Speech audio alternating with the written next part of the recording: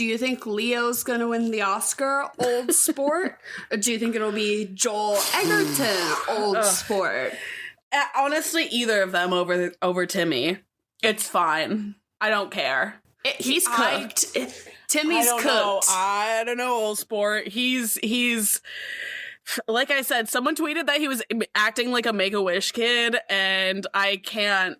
That's the only way I can look at him now. But also, like, that article that's going around, Wait, Old what article? Sport. No. You know, that's really blowing up right now about, excuse me, Old Sport. I'll link it in the description below. This is actually old news. This is old news, actually. Top of the pod. Hi, welcome to The Swamp. You are listening to It's Our Podcast. It's an acronym. Stands for some whack-ass movie podcasting. And today, we're going to get into it in a second. But we're going to talk about, in a second, we're going to talk about 2013, Baz Luhrmann, The Great Gatsby. Very timely seeming because it's Leo and Joel together. And this is their year. This movie got me to sit my ass down and watch Train Dreams. I said, I need to fill myself in. Before I get on here and I speak of Tom Buchanan. Okay. I need to get in on what's happening now. Well, and that's Train Dreams. Here's the thing. Low-key, it's convinced me to watch Train Dreams because why was I more impressed with his performance than, like, anyone else in this movie? Reel it back. You don't have to watch Train Dreams. You can put on Train Dreams. Put on Train Dreams while you're like doing the dishes and folding your laundry or something. That's my it's an ambient movie. Tip. Yes. It just looks really pretty, but the story itself is sort of like, okay, right. To me, anyways. I don't know. It was like sad. It was like really sad, but just kind of like sad to be sad. And then it was like kind of meandering. A movie you could call like meandering, which is not my cup of tea. But a lot of like beautiful shots of the Pacific Northwest and like logging in the forests and stuff. And William H. Macy was there too. But I do not think it should be up for any Oscars other than like cinematography. That was the thing that caught my eye when I saw it there. And I said, okay, who are you? And then I watched the trailer and I said, I feel like that's all I need to watch. And I feel like that's it. Jump scare. It had been a moment since I had been on Netflix. I feel like I don't dip my toes into that water too often. I'm more of an HBO girly these days. I know. I'm getting kicked off my HBO because they've cracked down. So now I have to buy my own. I got booted and I had to finagle can you scan this QR code and send me a code from your email right now situation, which is embarrassing. Yes. But it's the we're reality in the same boat right now. Because I have to watch A Night of the Seven Kingdoms, okay? Exactly. I need to see it. Okay, I'm so glad that we're having the exact same experience because that is the only thing that I've logged on for the last, 2 or so months of HBO. I Love LA did not do it for me. I'm sorry, Rachel. But oh my God, that show, I watched it and I texted you immediately and I said, get on this shit because it's I know, I didn't even hear that it had come out. I feel like I'm seeing a ton of press stuff for it now. I don't know if it's because my algorithm has caught on that I'm already watching the show, which I think it's just getting how all advertisements seem to be nowadays. It's like, you've already bought this thing. Here's 900 more. And I'm like, don't you know I already bought it? Anyways, loving Night of the Seven Kingdoms. I'm sort of, we're very Game of Thrones pilled over here on the Swamp. Of course. Fans of that universe. So I'm kind of forgiving, but I think it's really good so far. I'm really liking it. The tonal shift, especially. Yeah, oh my God. It is so needed. I didn't know how bad I needed Egg in my life until he was right in front of me. And now I can't live without him. And I hate a precocious kid too, and yet this is working for me. Oh, I'm obsessed. Because honestly, like precocious bald kid is giving Caillou and immediately red flag. No, so he is working against a lot of bias to come up good on my side. He's anti-capitalist. He's anti-imperialist. And he's anti-everything. Fans of the lore know who he is in the grand scheme of things as well, which is like pretty iconic.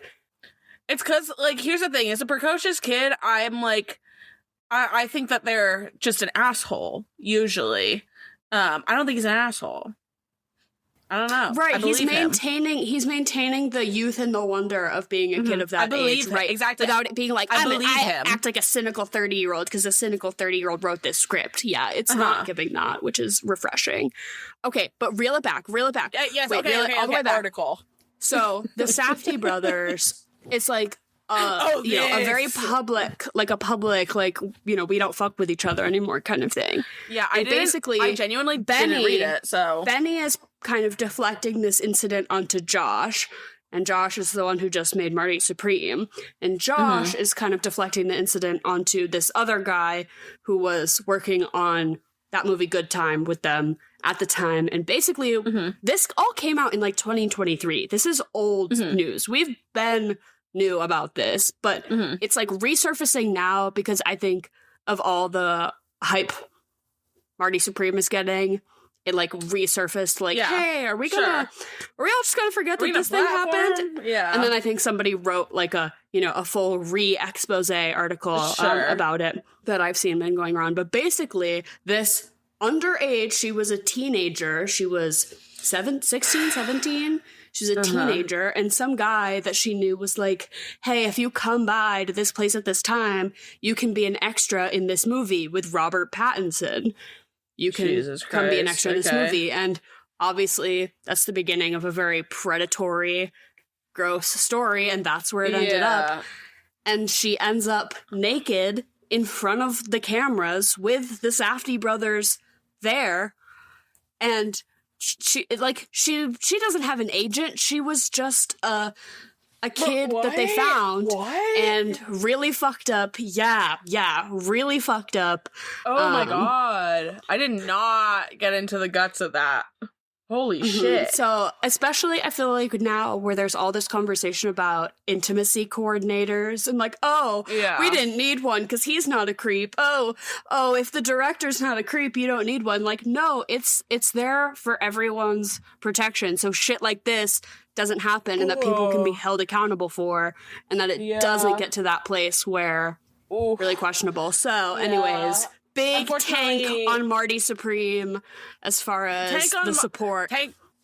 I believe that, but I don't think it'll dissuade them from Timmy, honestly. I think it'll dissuade them from giving it to director and, a lot of the other accolades, but I think that they will still honor him and the craft, You think he'll get it? I'm starting to wonder. I'm starting to waver. Who else is up? Because Leo, I think so. Leo, I think if the voting body of the Academy decides to revisit to 2013, The Great Gatsby, then they can sort of get a very comparative view of the two actors that are. I actually haven't heard shit about Joel Edgerton as far as the Oscars race. I've heard more about Ethan Hawke and Blue Moon, and I'm pretty sure that is like an 1,000 to 1 bet. Like, absolutely not. I would guess Leo at this point. I honestly, right now, for some reason, I still feel like they'll give it to Marty Supreme. We'll see if that changes in the next couple of months, but I wouldn't put it past them yet. I would like to see Leo win. I would prefer him to win for this than for, The Revenant was fine. Yeah, the only thing about The Revenant that really stuck with me, other than that scene of him going inside a horse, was the score. I feel like I bumped that score like pretty frequently on my like epic movie soundtrack, like when I need to do D&D prep or like get in a cinematic head space. I'm like The Revenant. That's okay. Good to know. Oh, but this month we're covering books. Yeah, by the way. Movies that you had to watch in school, or movies based on books that you had to read in school. Did you read this in school? Absolutely, I did, yes. I didn't. You didn't? No. Oh, yeah, you talked about this. It's because you took all the cool ones. It was fine. Watching this movie now and looking back, I'm like, oh, it makes sense why a 16-year-old would really like that book. Did you really like it? Do you remember liking the movie? Yeah. Because did you see it when it came out? I feel like I remember going to the theaters to see this one. Yes, I saw it when it came out. I think I saw it before I read the book, which is probably why I think I was probably biased, and that's probably more so why I quote unquote liked the book. You were like, I'm familiar with Lana Del Rey's work. Thank you very much. Exactly. I understand the 1930s. I understand the Roaring 30s. Okay. But yeah, no, it was a fine book. I mean, I don't know. This movie is crazy though, honestly. Like watching it back, it's one of those ones that like I think is a very much a staple for when we were teens. Like that soundtrack is insane. I think that's iconic, a pretty legend. Like it could be iconic in a good way or a bad way simultaneously. Yes, it's kind of both. It's very this I know this came out in 2013, but it also still feels very like the 2016 trend going around where everyone's posting from 2016. It feels very like in that same space. I know, I definitely agree. It's very indicative. Like, why did I write? Like, I feel like this movie was at a time where I was like snapping into like media literacy consciousness. Yes. Right? Yes. Where you start to get the layers of like, okay. Well, I know who Jay-Z is, you know? Something can be good, something can be bad, or something can express an idea in the movie isn't necessarily saying that thing is good, right? You're like learning these things. Oh, sure. And you're, you know, developing complex thought, right? I feel like in 2013. Well, that and like I feel like I was starting to like, get in touch with like actual pop culture at the same time. Yes, that as well. I don't think I had seen any Baz Luhrmann work at that point either. Like I didn't watch any of which Moulin is why Rouge this movie or Romeo plus Juliet as a kid. I just wasn't, I don't know, tapped into that yet. So I feel like this watch around, I was much more keen on his like artistic sensibilities that I was like, oh, I think I kind of see what you're trying to do here now. Because I remember in 2013 being like, oh, this is a bad adaptation. I was like, oh, this movie is bad. And just because things are a combination of things that are objectively good on paper, right? Like Leonardo DiCaprio, good. The music in this movie, good. I guess like the styling, the sets, the cast, everything good. But then it's happening and it's like, oh my God, wrong. It's like, can I make a to me it's like the same way that like when Paul McCartney learned what a synthesizer was. I was like, oh, we just don't need to be doing all this, girls. I'm like, you're good at what you do, but that's a lot. That's really a lot. Okay, speaking of Paul McCartney, I know. Well, I'm trying to segue a little bit. Pit stop for us to talk about this because how are we ever gonna get the Chalamet Bob Dylan verse extended series TV spinoff Traveling Wilburys show if Joseph Quinn can't fucking step it up? It just looks bad. Like we knew it was okay. Here's the thing: we knew it was gonna be bad. We knew it was going to be really bad. Fell to my knees. Like I'm disowning. I'm disowning him from my roster pretty much at this point. He looked like Dave Grohl. He looked like Billy Ray Cyrus. It was busted. That wig upsetting to me. He walked under it.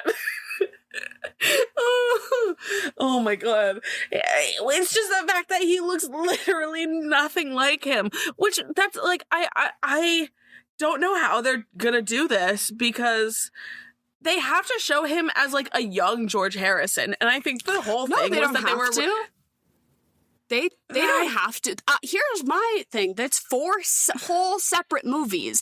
This photo shoot was they all were like clearly from different points of the Beatles' lives, right? Of course, yes. But the photos were all stylized the same, and all the photos were. I was like, all these movies are being directed by the same guy, and if they're just all gonna have the same like tonal feel, what the fuck is the point of all of this? That's what I'm like. It should have been vastly different. Like, what do you mean though that they don't have to show him young? At least like we see that Paul Mescal, who I think looks the best, by the way, and I was probably the most skeptical about. I guess because in the other movies he's gonna be in the young. other movies he's gonna have to be there. Because I was like, in his own movie, they could just show him being sure, like when he old had and long sexy. hair, you know? Yeah. No. There's got to be a young George at some point. They just don't show him. Let's hope. Let's hope. What are they gonna? It's the same thing with Harris Dickinson. I think he looks more. I thought his was more convincing. I think those glasses are doing a lot of heavy lifting. Really heavy lifting. And then, like, they gave Paul they just had him shave, and that was all the FFS he needed. And he made that little face with the little, puckered open lips and the eyebrows, little squinty, it's the eyebrows. He eyebrows, yeah. He got it. Tapped in. Yeah. The big Shetland cow, whatever, eyebrows. Anyways, Barry Keoghan, honestly, second best. Looking crazy on the red carpet, but as Ringo, I was like, again, I was really skeptical. Those two I was pretty worried about because those two are my favorites and they look the best. But really? On the red carpet. He just looks like he has Justin Bieber hair, like from 2012. It's giving very like the Biebs. It's like Harry Styles, like back in the day, way back. Oh yeah, I feel like it's giving 2010s boy band hair to me right now. I mean, it definitely is, but at the same time, that is kind of what Ringo had. Yeah, obviously they're like kind of bowl cutting it up for the movie a little bit, but yeah, him on the red carpet, I think he looks ridiculous. Stop showing it to me. Stop showing it to me. I don't want to see it anymore. Okay, I've seen it. On the red carpet. Okay, yes, on the red carpet, I saw that. That's really bad. I think he looks as Ringo. He looks fine, but on the red carpet, it's fucked up. He looks like he got into his dad's closet and played around. Like, I don't know what's happening. Oh my god, his face too, botched. Right, yeah. Sorry dissolving. Sorry to be really rude about it, but girl, I don't know if it's dissolving. I don't know if it's too much. There's just a lot going on there. I also feel like, why do I feel like Leo was like freshly pumped in this movie? They like put him in a saline water bath or something. I don't even know. Well, I don't know what they did to him, but it was like just the entire thing is like, and don't get me wrong, I am entertained by this movie. This is a great background movie. It's like, I don't know. I found it entertaining. I do think it's kind of bad. Did you watch this movie in school ever, or did you just see it like on your own at the time? So. I think yes. I think yes to both. Because I asked Henry if he had seen it, and he's like, yes, I think... he said, I think I saw it twice. Once in the theater and then once in school. And I was like... I would say that would check. I agree with that. Because this is the 5th Great Gatsby movie, if I am to be correct. I would love to watch... I'm sure. I would love to watch some of the old renditions, because this is... insane. Yeah, I think there's like a Robert Redford one. And I saw a YouTube video of someone who like did a tier list where they ranked all the Gatsbys and the Nicks, and I thought that was funny. I would like to have more insight on that, because I feel like this movie was like maybe miscast, or like, or it was correctly cast but just mishandled in a way, because Leo is very much like that guy. He has really good bones. I can't like tell you what's wrong with it. And with the Tobey Maguire of it all too, I think it could work. But in the moment, I'm like, it's just not working for me as him being like an unreliable narrator. That's what you're supposed to take away from the book when you read it, right? Sure. It's like he idolizes Gatsby. It's so everything you hear is through the eyes of the narrator, Nick Carraway, right? It's like on your little worksheet, it's like learning what unreliable narrator means, and like perspective or fucking whatever. But I feel like in this one, it was like I had no reason not to trust him, because in the book, I feel like he does some kind of smarmy stuff. Like he's aiding and abetting and all this cheating and stuff, but he seems really like morally like uppity about it, whereas I feel like I recall in the book it was more like he was a little morally reprehensible as well, so you kind of like which would got make the sense to not trust him. Well, that's the thing about this movie, because you're just like, this guy is weird. Like, it's not like, you know, he's like weird in like the normal ways that people are weird. I don't know. Like, it's just like, he is so insane, like wedded to the idea of this life with this woman that he's insane. Oh, Gatsby. Yes. Yeah. I thought you were talking about Nick. No. Oh, were you talking about Nick? Oh, yeah. Gatsby is absolutely insane. In this movie, it's like, I bought the house next to yours and I'm gonna blast Kanye West in hopes that you might come over. Like, that is delusional. But it's presented, obviously, as being this fun, roaring, extravagant event. But I feel like the insight of the book is that all of that was very hollow and empty. And I think we get that a little bit in the movie. Like, at the end, after Gatsby dies, spoiler alert for The Great Gatsby, he gets shot in the pool and no one comes to his funeral. And it's kind of like, you know, the somberness, and like, you know, Daisy's a very sad character. Like, she's like, oh, everything's so beautiful, but everything is so, I'm so sad all the time. This whole I think it's like, this whole movie just feels really empty.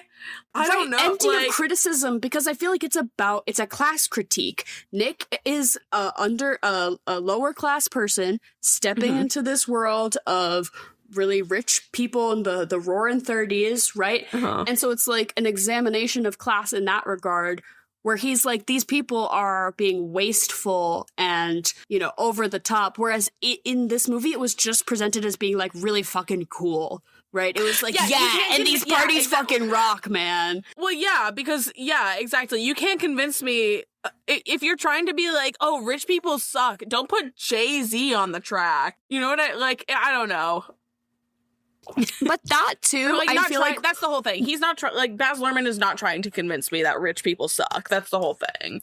Like, and that's the point of The Great Gatsby, is that rich people suck. So it's like, that should have been there more. I almost feel like I don't think he really like cared to convey that part of the book. I think he cared more about the like romance of it and the like love triangle sort of thing, which I'm like, if it had been more gay between Nick and Gatsby, then I would have understood like disregarding some other elements to elevate a love triangle. But you would have to take out the part about them being cousins.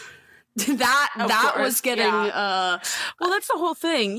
He was obviously really into this, because the only good part really good part of the movie is the hotel scene, and also because it has like a set and not just CGI green screen. Oh yeah, this movie looked terrible, and it had a lot of potential to look really good, and some parts of it looked really good, but they airbrushed the shit out of the whole thing. That is true. Like, maybe it isn't plastic surgery. Maybe everyone is just like airbrushed to high hell, because I was getting confused. I was like, do I hate Baz Luhrmann because we cannot forget about Elvis? Okay, I still haven't watched it. I never watched it. Don't. You don't have to. You don't have to. But then Moulin Rouge is like, okay. So let's see. What's been in between this? Has there been anything I need to plus Juliet? Okay. Romeo and Juliet. Do we think he's hit his limit? He's just on the downtrend now. Oh yeah, it's over. It's over for him, I fear. Great Gatsby to Elvis immediately. That makes so much sense. Which is quite a big jump. 2013 to 2022. Is that when that movie came out? I don't know. I guess when you have probably a hit like that, you only need to make, a movie every 10 years. Because this did bang in 2013. This is some real Obama era shit, I'll tell you that. They did not make movies like this after that. I bought the soundtrack on vinyl at Target to listen to on my Urban Outfitters Crosby record player. You fucking know it. Fergie. Okay, so here's what I want to get into, though, about another thing about this movie that I think was mishandled a little bit, and that's the music situation. Because I think we've got some bangers. We've got some crazy bangers, and we've got some original work too, which is kind of interesting because Florence and the Machine. Banger from her. I feel like I remember in 2013 when this came out, everyone was like, yeah, Jay-Z wasn't around in the 30s, duh. Like, I feel like everyone was so... What's that YouTube account that, like, points out all the mistakes in movies? What's it called? Yeah, I know what you mean. It's like, ding, that wouldn't have really happened. Ding, actually, in real life, it wouldn't have happened like that. Like, I feel like everyone is so, like, I don't know, wanting to correct people, pilled... that's the way they view everything, is like looking for like that actually it was incorrect. Actually, nothing can be stylized. That might have just been our experience because we were 14 when it came out, you know? I feel like that might have just been a symptom of being annoying in a tween. No, a teen. Because I get on Letterboxd. I get my ass on Letterboxd and I look and tell me. All these reviews are like, I don't know if it's people being ironic. Like, I'm sure some of them have to be people being funny, but an overwhelming number of reviews of this movie being like, Kanye in the 1930s, haha, like, music out of place. And I'm like, do people not know what a jukebox musical is? Are people unfamiliar with the concept, not just of music being used, like, out of time, but, like, specifically, like, that this is a thing in movies that is normal, and that Baz Luhrmann specifically, that all of his movies are this kind of movie. I fear that we are coming to a point as a society where like we do have to have like a stupidity cutoff. Almost, I don't know what to say. Like, I genuinely, I think people are just that dumb. And everyone's allowed to watch movies. If you care to follow me or Emily, links in the description below. You can get probably a sneak peek of what we'll cover, because we'll usually review the same movie within a few days of each other. No, but I just think it was like a weird blend of like, okay, Lana Del Rey doing this original moment very much at the like... at a very high time in her career as well. Like, that's why I feel like this movie was low-key manufactured for Tumblr gift sets. They knew that their prime target audience were mentally ill teenage girls. Exactly. Who, the whole, like, the cycle of abuse being, low-key, what's the word? Propped up. And that's not the right, I don't know. Because I don't think it's being romanticized at all. And no, I don't, I would disagree. It's certainly being, like, pushed back. Yeah. Against. But at the same time, I feel like Daisy's also a character that you're not really supposed to see yourself in as a young woman. Yeah. Right? I don't know. I think it was just, I mean, listen, Tumblr in 2013 was insane. I think that's all you can really say. I feel like that's why that's all this movie is good for. Is the meme of Leo as Gatsby doing the cheers. That's about, you know, because his performance wasn't even like I said, the only person that sold me, like, performance wise, was Joel.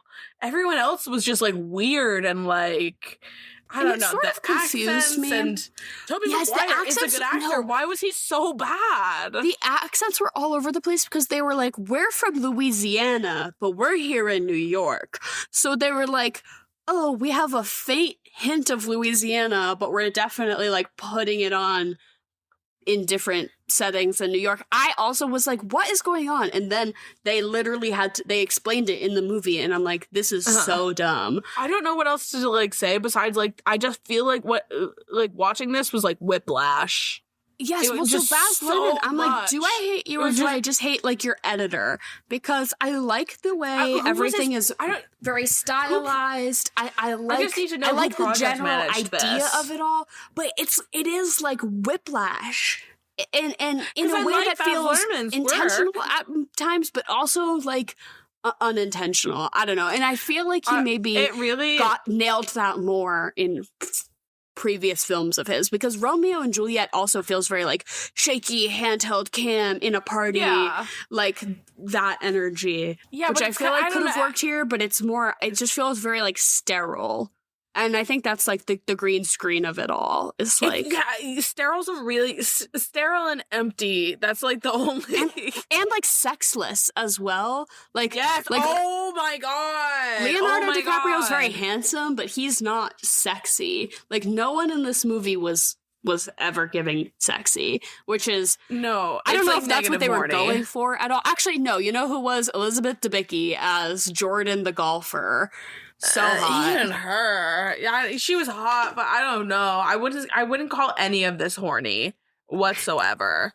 No, I was off put the entire time. Baz Luhrmann seems to be wanting to focus very much on this love story of it all, rather than the like class critique of it all. But he tells us you'd think it would be hotter. Because Romeo and Juliet is hot. Any of the Here's the thing: you don't get to see any of him and Daisy's conversations together, like at all. I think that's the point. I have no idea what they're talking about. Yeah, okay. Is that it's nothing. I think that's what it's like. They're like murmuring to each other, and then like Tobey Maguire pretends to make a lot of noise to come in. It's like they don't actually know each other. They like it's all about liking the idea of things and liking the idea of money and. Like the green light and the American dream. Emily, did you fill out your worksheet? Obviously, clearly I didn't fill out my worksheet. I don't know. I guess it's just a bad like. Listen, it's a bad interpretation. No, it's a bad. If your movie can't remind me of what the whole thing is, you know. But at the same time, I do think I only half read the book, so it is only it's like 80 pages. It's like it's so tiny, teeny tiny. Yeah, I certainly want to watch the Robert Redford one now, though, because that sounds again. Sexy. Yeah, and I'm interested to crack into more Gatsby Nick dynamics because this one felt like I really didn't like that they were doing this like voiceover narration of Tobey Maguire recounting the events from like a mental institution, right? Like that was not a part of the book. And even it was like 1 degree away of like he's a writer, so it's not even like he's just writing. It's like he's writing as a therapy exercise. Like what? That was a weird layer. And then he's doing these random voiceovers that pulled me out of it, of him being like, remember, this is me talking about the past. I'm like, I'm already in it. Don't take me out of it. I'm in the story. Like that I thought was a terrible decision. That was very unnecessary because it, to me, didn't add anything. Other than that, know, after he meets Gatsby, he becomes a raging alcoholic. Oh. Yeah, that's it. Exactly. Oh my God. Honestly, I will say, though, like, this is, of course, the perfect book. It's 80 pages to read in American Lit when you're 15 years old. I am so glad that this movie did not come out today. Because I fear the grind set media that would have spawned from it would be too great. And the consequences would have been devastating. Oh, yeah. Like the point being missed like way too entirely. Yes, absolutely. Oh, yeah. Being I need to be him. And that just sparked in my mind another reason, fuck Marty Supreme. Kevin O'Leary on stage with Nicki Minaj and Donald Trump. That was crazy. What is going on? Yeah. I do not even have the words to... No, Josh Safdie is really getting his comeuppance here or whatever. That's what I'm saying. That girl is getting her comeuppance. Because I think it's over. I think it's over for them. Yeah. Yeah. The liberal elite in Hollywood will not stand. Well, I mean, we'll see... We'll see. Yeah, we'll see. Like I said, I think that... Do they ever actually stand for anything? Well, no, nothing Only important, when it's of course, you know, exactly. No, I like I said, I think that they'll be shut out from awards, but I think that Timmy has a shot. I don't know. But also, fuck Nicki Minaj. Everyone That shit is so crazy, Everyone, dude. Take Monster off of your playlists. Now it's over. We're at the majority now. I'm rechanging the canon in my head, and any cultural impact that Nicki Minaj has had is erased now, and I'm replacing it with Fergie, considering that she did drop a banger for this. Oh my God. Have you ever seen the video of her performing like the flips? Whoa, yeah, and she's whoa, whoa, and she's doing. I'll be doing that in my house. Oh my God! impressive, truly. This is terrible. But if I need to, like, get juiced up for, like, public speaking or, like, you know, playing Dungeons and Dragons, I know I'm gonna be doing some funny voices, gotta lock in to, like, not feel embarrassed about putting yourself out there in any sort of way. Just watch Fergie singing the national anthem. Is it at the Super Bowl? It's somewhere crazy. It's at a football game. It was like the AFC Championships or so. It was something. It was, if it wasn't the Super Bowl, it was the ones that are a step below the Super Bowl, which are still a big deal. Every choice she makes is incredible. Incredibly wrong. And it just helps. It just helps be like, okay, well, there's no way it's going to be worse than that, right? But yeah, but she dropped a banger. Lana dropped a banger. I feel like I didn't even recognize that there was a Florence and the Machine song because they just played. It's very lightly sprinkled in there. They played the Lana song no less than 50 times. They're like, okay, here's the version with lyrics, the extended, the orchestral overture, the returning of a theme on Lana Del Rey with this movie, big time. Again, I think they knew where their audience was at. They were like, we gotta remind them. We know where you live. But what was I gonna say? Oh, I will say there's not a lot of things that I love about this movie, but one of my favorite things that made me laugh was that the police investigation that happened was 2 lines, and it said, "What color is your car?" was the main question, and that's it. Well, I mean, right? It's like rich people don't have to deal with the police. Well, of course, yeah. So that's the whole thing. I feel like from that perspective. Another mishandled element of this movie, to me, was Isla Fisher and the character of Myrtle at large. Absolutely. I think both of those, huge blunder. They have this, like, 5-minute party sequence where basically they're like, oh, Tom Buchanan is getting a little on the side from an artsy girl who lives in the Dust Bowl. Oh, he's gonna hang out with her and take her away from the Dust Bowl to a nice little apartment and with all her artsy friends. She lives in the Dust Bowl. Girls across the bridge, that's all. But they're in the wasteland under the eyes of Dr. T.J. Eckelberg. They're in the shanty houses that were over, like, you know, what started New York City. But she has all her, like, Greenwich Village friends over for a cute little party, and we get, like, you know, they're, like, having a pillow fight or something. Like, what? So random. It's also, again, this is, like, what the scene that's trying to be the horniest, and it is failing. Yeah. Oh my god. My nipple's inverted, actually. Get it away from me.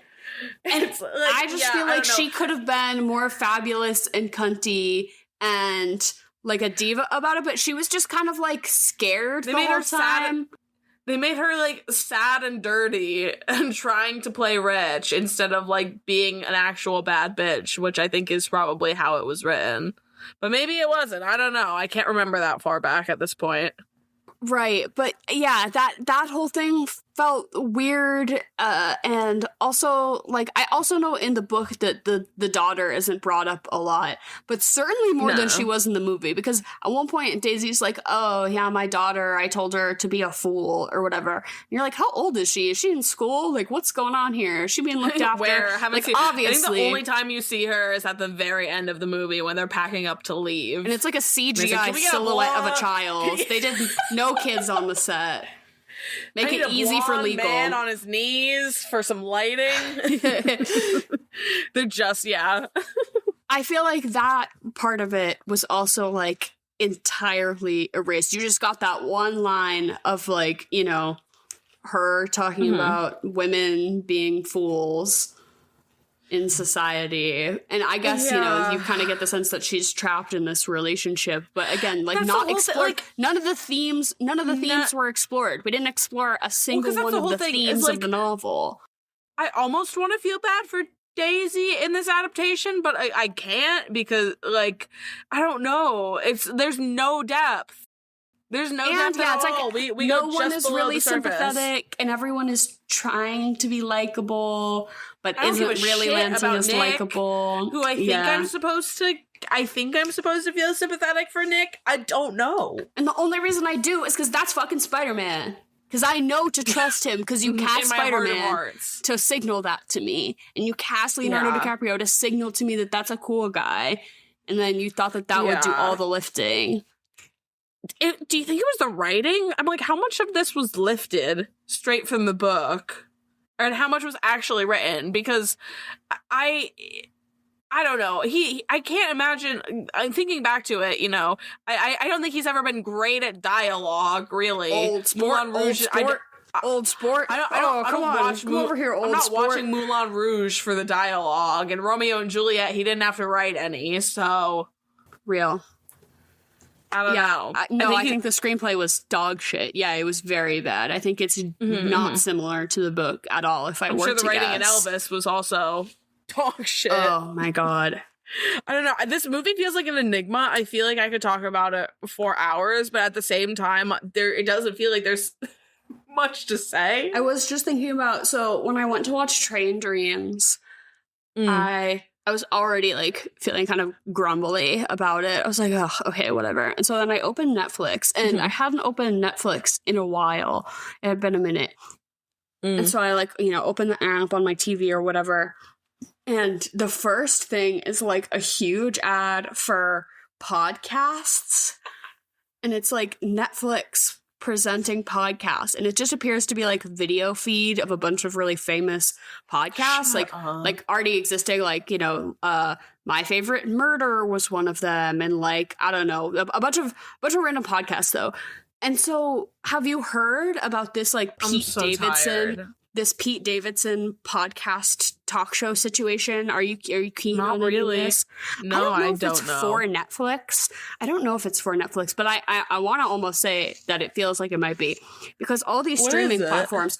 Here's what's happening is all these streaming platforms are going to adopt quote unquote podcasting as a category of streaming, and then they're going to start producing talk shows, just talk shows, and then they're going to call them podcasts, and then you don't have to pay people. You don't have to have union working TV producers to make your talk show, because you're calling it a podcast. But I'm going to kill myself in front of the Netflix executive's house. So it's like Pete Davidson is doing this exclusive talk show. And it's like him on a couch, and it's like exclusive Pete Davidson pretty much just talk show, right? But they're calling it a podcast. But if it's only available, who is watching this? If it's only available for me to consume on Netflix, then it's not a podcast. It doesn't have an RSS link. It's not in the audio medium. It's just fundamentally not a podcast. So this whole thing, I just feel is like about union busting and about churning out content, as they say, the content slop machine. Oh my god! Did made me feel really. Did you see that? Oh my god, Darren Aronofsky. Oh no, my god! The AI thing, is that who it was? I can't remember which director it was exactly, but I think it's him. Darren Aronofsky of Mother, Black Swan, The Whale, and you know what other such films, recently put out an AI slop TV series about the American Revolution. So weird. I ought to be able to beat him to death with a hammer. So for that and what he's done to Jennifer Lawrence. That's so enough. Random. The Whale was very bad.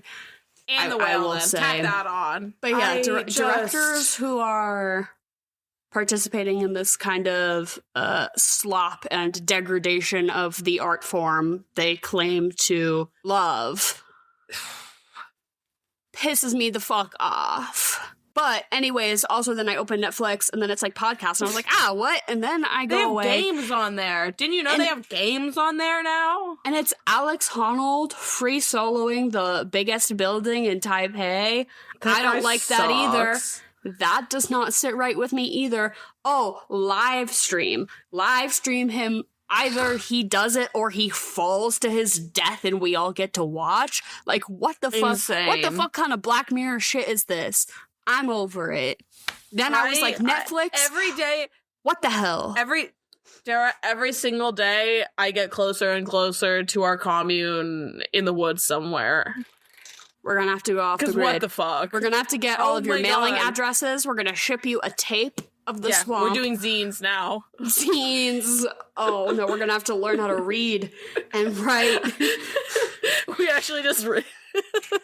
we recorded an episode on an actual tape recorder, but then we we transcribe it for everyone and just send it out that way. Oh my god. The written podcast.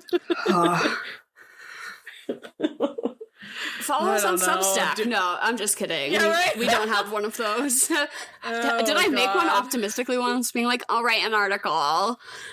Right, girl. Sure. Yeah. All right. Yeah. Remember the Patreon? R.I.P. Okay. So do we want to get into our regularly scheduled programming? A Gatsby party? I feel like plans itself easy. If you're doing champagne. Food and drink. I wrote champagne cocktail, champagne, personal champagne is what I landed on. I love to do. Henry and I call it a pirate night, where you have just a personal bottle of wine and you just drink a whole bottle of wine by yourself. Of course. It's a pirate behavior. I feel like it's Gatsby behavior to just like have a good bottle of bubbly on hand and just sip straight from that. But my favorite champagne cocktail, I would say, is maybe a French 75. Love a French 75. Oh. Actually, I think I like most champagne cocktails. I'm a fan of the genre as a whole. Fair enough. Yeah, no, it's champagne and like, I don't know, low-key, I was like, grilled bread and butter, saltine crackers. What's poor Gatsby eating? I want to get the duality. Oh, you know what I mean? Thing about his performance, like, that kind of perplexed me. Give me a sloppy Joe and some champagne. What perplexed me about his sort of lack of a grasp on this character, or like the performance just like wasn't breaking through in the way, is I feel like he's literally played this exact character before in like Catch Me If You Can, like, you know, sort the Aviator, of probably. No, but like literally in Catch Me If You Can, like an exact like guy who's pursuing wealth, who's like schmoozing his way and kind of doing what he has to do to get to the top. You know what I mean? Like, I wasn't getting that from this Gatsby performance. Anyways, I felt like also eat, what you should do is like whatever's most decadent, but also like maybe something that indulges in a bit of capitalism. So like I've never had any of those crumble cookies, or maybe I have. But are they any good? I don't know. But like DoorDash yourself a cheesecake is what I'm saying. Do something a little egregious. Yeah. I like that. Treat yourself. I don't even want to play Fuck, Marry, Kill because everyone is, like you said, sexless. Yeah. I mean, I feel like let's do we'll have to do Fuck, Marry, Kill, Fight, and it'll be Daisy, Tom, Gatsby, Nick. Daisy. And I feel like I'm gonna marry Nick. Because we can turn this back around. You know, he doesn't have to be hung up. We can find a new gay lover for you to lust after. Even we can repair that. Baby, we can just find a third. It's fine. You know, one who's actually rich too. Like if that's a part of it, you know. I guess I'll kill Tom, because just, you know, was supposed to be a bad guy. It was like very apparent. Again, like very little depth to the character, because immediately they were like, he's bad to his wife and he's racist. It's like, okay, so right. Yeah. And so then I guess I'll have sex with Daisy and I'll fight Leo. I'll push him in the pool. Okay. What am I gonna do? I'm gonna fight. Jesus.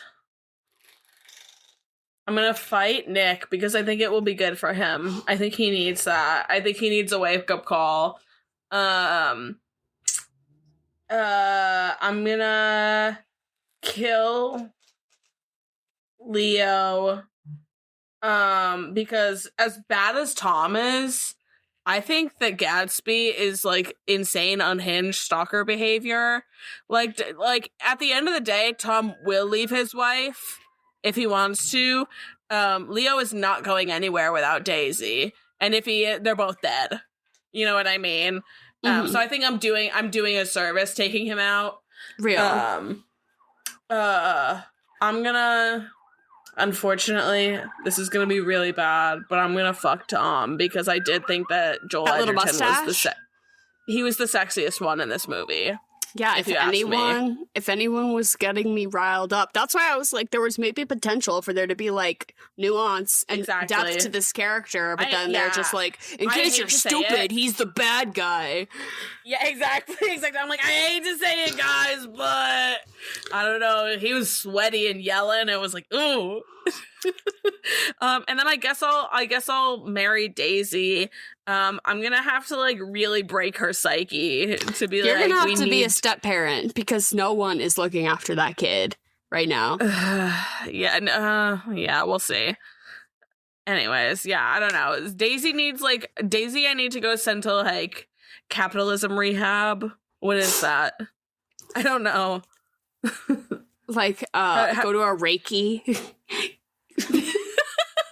Some energy healing. I don't know if I marry. Like, I just get Daisy to do some ayahuasca. Like, bring her to Burning Man. You know, I think all she needs is someone that like actually loves her, honestly, and then she might be. Honestly, the void that like money is filling might be filled. So we ought to just give it a shot. Real. My beautiful wife. Carey Mulligan. I was so blanked on her name. And what would you follow up after this? If we're sticking with movies about books you had to watch in school, both Leo and Tobey Maguire starred in a movie version of This Boy's Life. Do you ever have to read that one? What was that about? It was a memoir. It was like, it was just like this guy's memoir about growing up with like kind of shitty parents and like moving out west. Maybe, probably. I don't know. He clearly didn't leave an impact. Anyways, there was a movie with Leo and Tobey in it. But I do think on the Tobey Maguire route, you should just watch Spider-Man 3. Because after this movie, I'm juiced up and I want to watch him be bad Spider-Man. Because that's a performance. See, I almost want to give Leo another shot, and I say, like, watch an actual egregious and, like, fun movie and watch Wolf of Wall Street. Or even just Romeo and Juliet, even within the Baz Luhrmann canon. I think it's just it's just like a better iteration of this. I think Wolf of Wall Street kind of touches on all the themes that this one is trying to, but just better in every regard. And it's actually like fun and will get some chuckles out of me. Right. Yeah, I would agree. I don't know what you rate this, like 3 out of 10? 4? Yeah, well, I mean, I think we have to give points to Lana Del Rey and Fergie, who really were doing some heavy lifting here. Like, but I am deducting points for like No Church in the Wild. Like that just felt mishandled to me. I'm gonna give it 3 stars. I'm gonna give it 3. I'm gonna give it 4. I'll add a point for Carey Mulligan's insane accent, just because I know she worked really hard at that and got little to no direction, I'm sure. I'm gonna just praise the Bob, because she was serving Bob. The Bob was iconic as well. And Jordan The Bob Debicki. was really good. Elizabeth Debicki? Jordan... What was her last name in the movie? Jordan Elizabeth Debicki. As Princess Diana. And that's all for the swamp. Next month, that's all we got. Jen wasn't here this week, scheduling conflicts, you know how it is, but next month we're gonna let Jen take the reins and pick all the movies, and she sent me several spreadsheets already, so we're really getting down to it.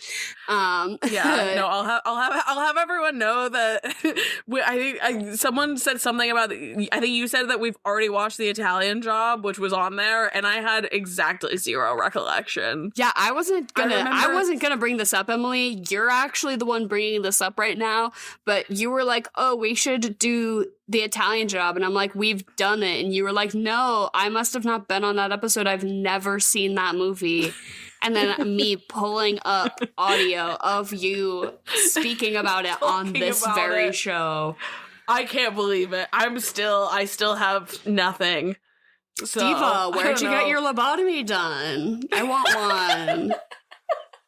I've been hitting my head against a wall for a while now trying to get CTE. It just hasn't been working. And with that, let us know what you'd like us to talk about on the show. Continuing, we're coming up on 5 years of Swampage. Oh my God. If there's a movie that you think of, like The Italian Job, that you might want us to cover, maybe we've already covered it. You just have to use the search function on your phone to figure that out.